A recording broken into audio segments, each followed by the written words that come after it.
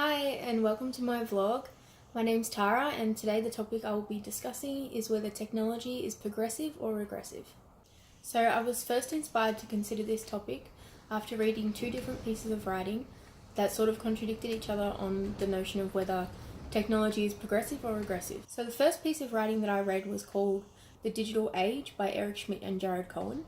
And this discusses the many ways that technology is progressive and how it's improved the quality of life globally for different people across the world. So the authors of The Digital Age envision a world where smartphones are accessible for everyone for, less than $20, and how that's going to help us to progress in our business world, our social world, in regards to education, as we'll be able to access all areas of the internet in multiple languages across the globe, and how that's going to help to close the gap of inequality across the globe. So I think that The Digital Age was a really inspiring piece of writing because it highlights the ways that technology has positively affected the human experience as a whole, and just how much we've progressed with the new technologies that continue to bypass old technologies. So I think if you consider the digital age on a very basic level, then you can say, yes, technology is progressive. This laptop does far more than what this typewriter is able to do, and that's just one example. So I think if we imagine a world like Schmidt and Cohen envision, where everybody is able to access education and information equally and utilize that, we have to consider what that is going to mean for the future of humanity. But we already live in a very technological heavy world.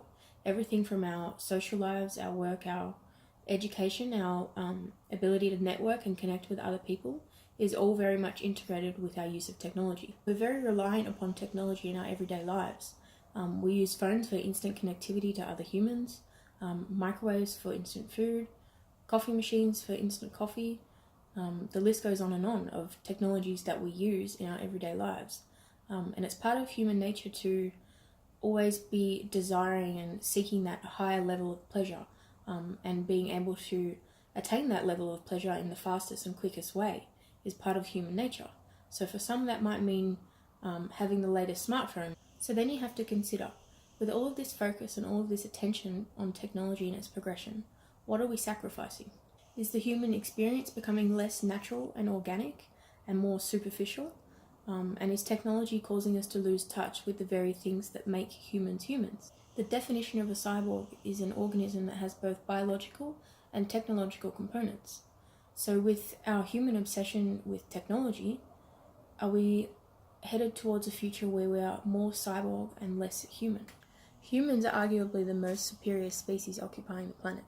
And what makes us human and makes the human experience, I think, is the emotional connections that we form with one another, and enjoying the journey between points A and B. And that's what we call life. So I think in a lot of ways the technology is regressive because it's detracting from a natural and authentic human experience. As our obsession with technology grows, and children that are as young as 2 years old are experiencing technology and utilizing it on an everyday basis, our behavioral skills are decreasing. So our empathy and our ability to socialize and network and connect with others is decreasing. Which brings me to the second piece of writing that I read that inspired this topic on technology, written by social scientist Sherry Turkle and named The Second Self, Computers and the Human Spirit. I was particularly focused on chapter 2 called Video Games and Computer Holding Power, that opens with the image of a 13-year-old girl who is so totally engrossed in video games that she doesn't know how to have a conversation with anybody else in the cafe around her, and has very little social skills. Turkle also states that with our constant desire for technological stimulation, we are starting to lose touch with our ability to self-reflect, to connect with others, and that feelings of empathy have decreased by 40% in college students in the last 30 years. As well as the ability to empathize, humans are also starting to lose touch with other behavioral tendencies. And in fact, social media seems to be making us less social in real life. We now live in a world where what we post on social media is more important than the person next to us.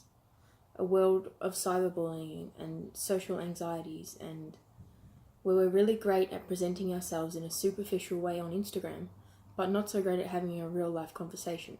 The more invested we become in technology, the less invested we become in human experience and emotions and being able to connect with one another? And does that mean as we become more invested in technology in the future that we lose more and more of our human characteristics and become more like a cyborg being? I think the most important thing to remember is that technology is a tool created by humans to help assist in the human experience. Technology is not the human experience. And yes, you can have your instant coffee machine, and you can even post a picture of your instant coffee on Instagram with the hashtag life, but you have to consider that, is a life totally reliant on technology going to give you a fulfilling human experience?